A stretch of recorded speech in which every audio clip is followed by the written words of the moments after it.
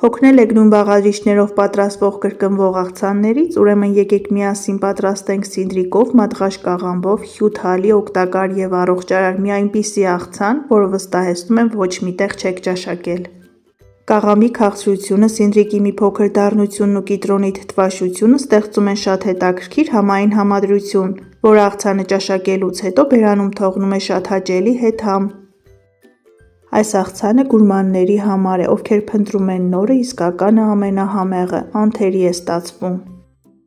Պատրաստման համար մեզ անհրաժեշտ է շատ քիչ բաղադրիչներ՝ 2 կապ սինդրիկ, մատղաշ հյութալի կաղամբ, կիտրոն, աղ, սև պղպեղ և բուսայուղ։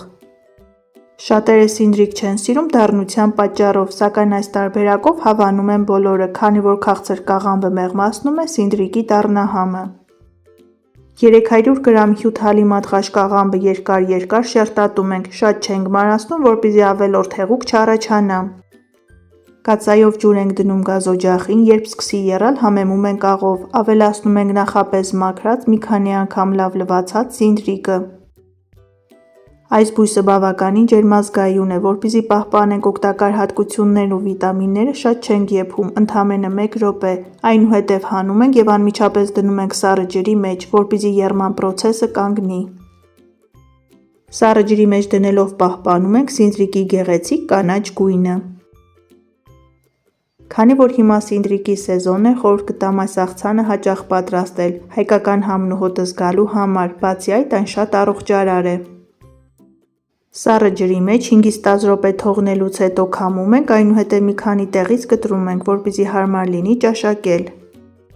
Համեղ ախորժելի տեսք ունեցող աղցան ստանալու համար վերցրեք հաստ կոթերով սինդրիկ։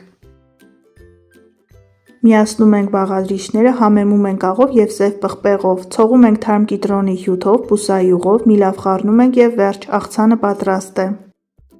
Սպիտակուցներով հարստացնելու համար կարելի է ավելացնել բոված մարացրած նուշ կամ ընկույզ, այդպես էլ շատ համեղ է ստացվում։ Հայկական բնաշխարհին բնորոշ, հայկական համ ու հոտ ունեցող աղցան է, որի համից չեք հագենա։